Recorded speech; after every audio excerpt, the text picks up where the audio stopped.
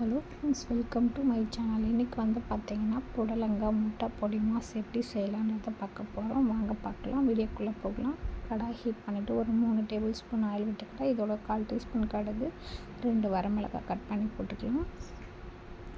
இதோடவே வந்து பார்த்திங்கன்னா ஒரு 1/2 டீஸ்பூன் உளுத்தம்பருப்பு, 1/2 டீஸ்பூன் கடலைப்பருப்பு கொஞ்சம் நல்லா வதங்கினதும் வெங்காயம் சின்ன சைஸ் ஒன்று கட் பண்ணி வச்சுருக்கேன். இதோட கருவேப்பிலையை சேர்த்திக்கலாம்.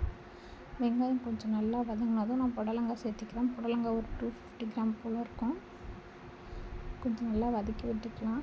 இந்த புடலங்காவோடு நார்மல் குழம்பு மிளகாத்தூள் சேர்த்திக்கிறேன், ஒரு 1/4 டீஸ்பூன் போல். தேவையான அளவு உப்பு வந்து இப்போவே சேர்த்திக்கலாம்.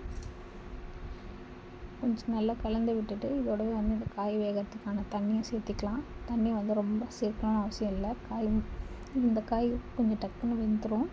ஆல்ரெடி இந்த காயிலே தண்ணியும் வரும். ஸோ அதனால் கம்மியாக தண்ணி விடுங்க. மூடி வச்சு ஒரு 5 மினிட்ஸ் போல் இருக்கட்டும்.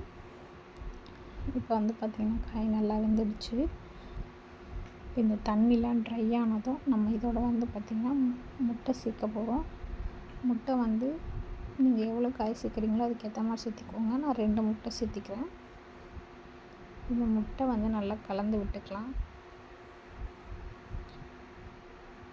முட்டை நல்லா கலந்து விட்டு இதோட பெப்பர் தூள் வந்து நான் சேர்த்திக்கிறேன். பெப்பர் தூள் சேர்த்திங்கன்னா தான் பொடி மாஸ் மாதிரி நல்லாயிருக்கும் டேஸ்ட்டு. உங்களுக்கு வேணான்னா சேர்த்திக்காதீங்க. எனக்கு காரத்துக்கு வந்து நான் ரொம்ப ஸ்பைஸியாக இருக்காது. நார்மலாக குழந்தைங்க எல்லாருமே பெரியவங்களாம் சாப்பிடலாம். அது மாதிரியான காரம் தான் சேர்த்துருக்கேன். கண்டிப்பாக ட்ரை பண்ணுங்கள். இது ரொம்ப சூப்பரான ஒரு சைட் டிஷ். ஈஸியாக ஒரு 10 மினிட்ஸில் செஞ்சிடலாம். Thank you friends.